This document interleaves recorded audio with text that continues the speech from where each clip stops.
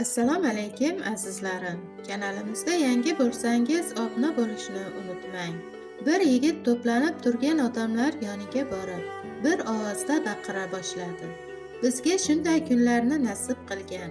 Rizqimizni mo'l, yo'limizni yorug', tanimizni sog' qilgan Xudoyimga hamdardlar bo'lsin. Bir zumda yig'ilib turgan odamlarning barchasi yigitga jo'r bo'ldi. Hamma yoqni shukur, ming shukur degan sadolar tutib ketdi. Ammo g'amga botib o'tirgan 3 nafar kishigina bu xitobga jo'r bo'lmadi. Buni ko'rgan yigit esa darhol ularning yoniga oshiqdi va ulardan buning sababini so'radi. Sharoitim og'ir, farzandim to'yib ovqatlana olmaydi.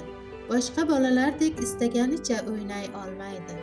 Endi menga aytingchi, qanday qilib tilimdan shukur degan so'z yangrashi mumkin?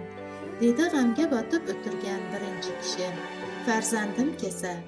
Uning g'amga yuzlariga tikilsam yuragim og'rib ketadi.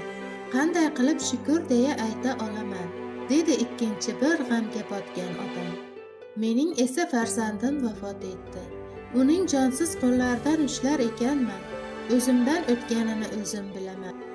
Endi men nima uchun shukur deyishim kerak? Deb yubordi uchinchi odam. Uning dardini tinglagan yigit shunday dedi. Birodar, oldingizdagi odamga qarang. Farzandi kasal ekan. Garchi o'ynab kulmasa-da, dilbandingiz sog'lom ekaniga shukur qiling, dedi birinchisiga. Farzandingiz kasal ekan hamdardman. Ammo oldingizdagi kishiga qarang. Bechora farzandidan judo bo'libdi. Garchi kasal bo'lsa-da, farzandingizning tirik ekaniga shukur qiling, dedi farzandi kasal yotgan ikkinchi kishiga. Men nimaga shukur qilay axir? Dedi farzandidan ayrilgan uchinchi kishi.